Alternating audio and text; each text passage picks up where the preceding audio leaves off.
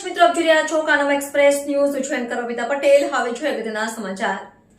Bholav zone 5 માં null સે જલ યોજના હેઠળ પાણી લાઈન અને પંપ હાઉસનું લોકાર્પણ. 11 સોસાયટીઓને મળશે પાણીનો લાભ. ભરૂચના ભોલાવ વિસ્તારના ઝોન 5 માં રાજ્ય સરકારના પાણી પુરવઠા વિભાગ અને વાસ્મો દ્વારા નલ સે જલ યોજના હેઠળ પંપ હાઉસ અને નવી પાણીની લાઈનનું લોકાર્પણ કરવામાં આવ્યું.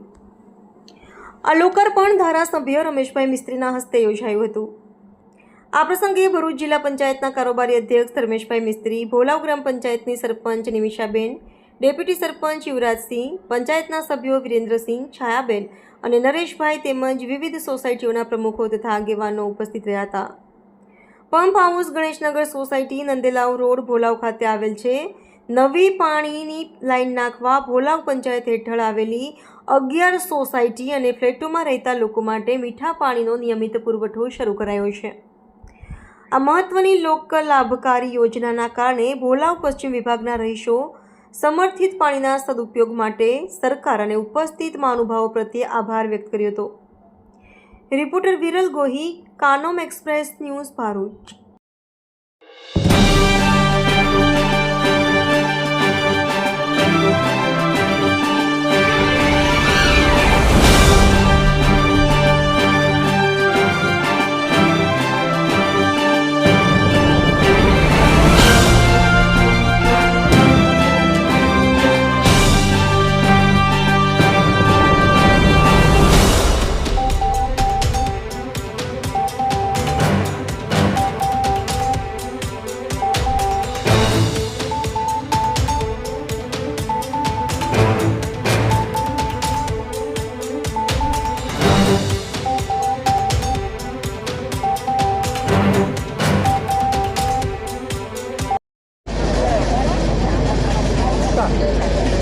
રાજ્ય સરકારના પાણી પુરવઠા અને વાસ્મો આ બંને વિભાગના સંયુક્ત આયોજનથી ગયા વર્ષે જાડેશ્વર ગ્રામ પંચાયતની હદનો વિસ્તાર અને ભોલાવ ગ્રામ પંચાયતની હદના વિસ્તારમાં પીવાના પાણીની યોજનાની શરૂઆત કરવામાં આવી છે.